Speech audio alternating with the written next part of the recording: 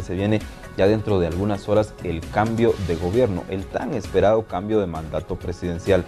En este caso pues ha sido diferente porque no entregará el mando el presidente que lo asumió hace 4 años. Hubo muchos aspectos que cambiaron el tema político en Guatemala y vamos a hablar un poco sobre ello y además entonces qué presenta esta transición de mando presidencial ya muy pronta y que usted tendrá en su señal de televisión TN23 todos los aspectos relacionados. Pero vamos entonces con nuestro invitado de hoy, en este caso el licenciado Edgar Celada, quien es analista del Instituto de Problemas Nacionales de la Universidad de San Carlos de Guatemala, el INUSAC. Bienvenido. Gracias, buenas tardes, estoy a sus órdenes. Gracias, entonces iniciamos rápidamente. El 14 de enero el cambio de mando presidencial, pero en este caso usted nos comentaba antes que es un poco atípico, así lo ha señalado usted. ¿Qué nos puede comentar? ¿Por qué lo tiene catalogado así? Bueno, son dos razones básicamente para considerarlo atípico. Primero, lo que usted ya mencionó. Bueno, no es el presidente electo hace 4 años el que va a entregar el poder de manera normal, sino un presidente interino. Un presidente interino que los primeros semanas de su gobierno de transición la llevó, como se dice, en paz, la procesión llevó en paz, pero en las últimas 2 semanas entró en un proceso de mucho cuestionamiento social y entonces es un presidente no solo no electo, sino ya inevitablemente metido en la confrontación. Esa es una de las razones. En realidad no es la primera vez en la historia contemporánea del país que esto ocurre. Recordemos que Ramiro de León Carpio también le entregó a Álvaro Arzú porque él sustituyó a Jorge Serrano Elías. Digamos que lo atípico no está ahí porque ya es segunda vez que ocurre. Lo atípico está en que el presidente que va a asumir la presidencia, el nuevo mandatario, surge de unas elecciones que fueron consideradas en su momento atípicas. Y entonces para una elección atípica, una transición atípica. ¿En qué sentido es atípica? Bueno, vamos a tener un presidente cuya experiencia política, cuya cintura política todavía está por verse qué tan desarrollada se encuentra a estas alturas después de un par de meses desde que fue electo. Segundo, es un presidente que no ha dicho quiénes van a acompañarlo oficialmente, se ha cuidado mucho de esto y esto denota cabalmente una precaución o una preocupación anticipada respecto de la actitud de la sociedad respecto del nuevo gobierno. De hecho, se dice, es comúnmente aceptado que este gobierno nuevo no va a tener propiamente el beneficio de la duda que han tenido otros gobiernos, que normalmente se esperan los primeros 100 días del gobierno para evaluarlo, etcétera. Pero ya para esta ocasión, el mismo 14 de enero hay convocadas manifestaciones y el 16 hay 2 manifestaciones convocadas. Uno de los que van a pedirle por anticipado, le van a leer la cartilla, como se dice, al nuevo gobierno, del Movimiento de Justicia Ya, y la otra manifestación convocada por los familiares y amigos de los militares que están siendo enjuiciados por crímenes de lesa humanidad. Y entonces este es otro componente que le da atipicidad al proceso de transición. Que yo recuerde, ni siquiera en tiempo de Ramiro de León, que yo recuerde, hubo tanta tensión social y tanta atención social durante los últimos días del gobierno saliente y los primeros días del gobierno entrante. De manera que cabe esperar, o cabría esperar, que el nuevo gobierno esté leyendo estos signos que anteceden a la toma de posesión para tomar algunas medidas que lancen mensajes de calma, de paciencia a la población. Y el otro elemento que también no podemos dejar de mencionar en esta atipicidad es que en medio de la convulsión política que vivió Guatemala y como resultado de esa convulsión política, el país ha estado muy observado de cerca por la comunidad internacional y específicamente por Estados Unidos. Y eso se refleja en el hecho poco usual de que el vicepresidente de Estados Unidos, Biden, viene al cambio de mando. Y esto también ha sido leído por los observadores como un mensaje, no necesariamente de respaldo al nuevo presidente, pero sí de respaldo a un proceso de transición, porque Estados Unidos está preocupado por el clima de inseguridad, el clima de inestabilidad que puede darse en Guatemala en términos de su propia seguridad nacional.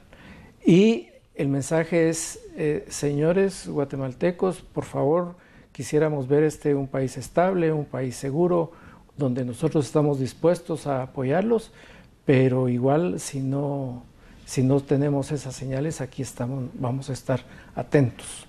Una observancia muy fuerte de parte de Estados Unidos, pero quizás no así del resto de países del mundo, licenciado. No, yo creo que sí, la comunidad internacional, la Unión Europea tienen esa misma actitud, el sistema de Naciones Unidas, y no olvidemos que parte del sistema de Naciones Unidas es cabalmente la CICIG. La CICIG es una comisión dependiente directamente del Secretario General de Naciones Unidas, y eso refleja ese nivel de preocupación de la comunidad internacional. La CICIG tiene un mandato que el futuro presidente anunció que podría prorrogar hasta por 6 años más. Bueno, eso es algo que está por verse, pero en todo caso, en los próximos 2 años, esta CICIG tiene que seguir cumpliendo su función. El hecho mismo de que hayan sido capturados estos 18 militares refleja que el Ministerio Público se ha fortalecido cabalmente por el apoyo de la CICIG y explícitamente también por el apoyo de Estados Unidos. Entonces ahí hay unos metamensajes políticos que el nuevo gobierno tendría que estar empezando a leer o haber leído ya con anticipación. ¿Qué nivel de complejidad puede representar para el gobierno saliente el que simplemente vino a terminar la tarea y estuvo algunos meses al mando? No así el caso de Ramiro de León Carpio, pero usted ya ha mencionado que él estuvo mucho más tiempo de presidente con su equipo de gobierno. Pero en una situación, digamos, de no tanta complejidad ni tanta exigencia social. A ver, del gobierno que está terminando, que Maldonado Aguirre, se esperaba mucho más de lo que realmente hizo. ¿En términos de qué? En términos de la profundización de la investigación de los casos de corrupción que había en el gobierno. Al contrario, algunos ministerios clave donde la población ha estado señalando la existencia de corrupción, ahí las cosas quedaron tal como están. Tengo en mente básicamente el Ministerio de Comunicaciones y Obras Públicas y el Ministerio de Gobernación. Ahí no se movió absolutamente nada. Incluso lo que despertó esperanza de una investigación profunda en el Ministerio de Educación también quedó estancado. Y al contrario de apoyar un proceso de avance en algunas áreas, el gobierno se dejó llevar por una prisa incomprensible de aplicar los salarios diferenciados que le significaron un costo político muy grande al gobierno saliente y le van a significar una brasa en manos del nuevo gobierno. Si la idea era hacerle un favor al nuevo gobierno, creo que fue al revés.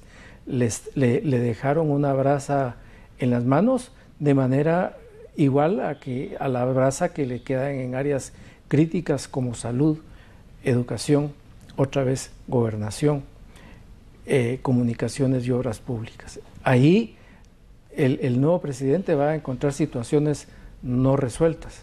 Incluso en algunas otras áreas menos publicitadas, como por ejemplo el CONAP, hubo un intento de desmantelamiento del personal y la atención a las áreas protegidas que ha causado dudas. Y en otras secretarías del Estado, de la Presidencia también, se habla de la Secretaría contra la violencia contra la mujer y trata de personas, donde hay temor de un despido masivo. Total, en lugar de crear condiciones para una transición más cómoda, al final la situación creo yo se le salió de control al gobierno interino que está terminando. ¿Qué acciones debería tomar de inmediato nuestro nuevo presidente Jimmy Morales y su gabinete de gobierno para mostrar transparencia, licenciado? Bueno, digamos que lo último que uno esperaría en estas horas que faltan es que por fin se decida a publicar quiénes van a ser sus ministros. Por lo menos ese gesto llamémosle, de valentía política, de decir, bueno, quienes van conmigo son estas personas. Todo lo ha dejado a las filtraciones de prensa. Algunos nombres que se mencionan se da casi por cierto que sí van en el gabinete, pero otras todavía no.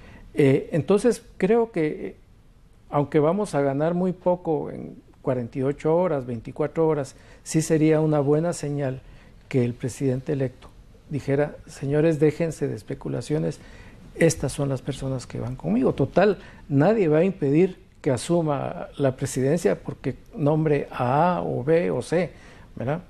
Ni va a ser objeto de algún tipo de críticas que le deterioren más o menos que si lo hace el mismo día de la toma de posesión.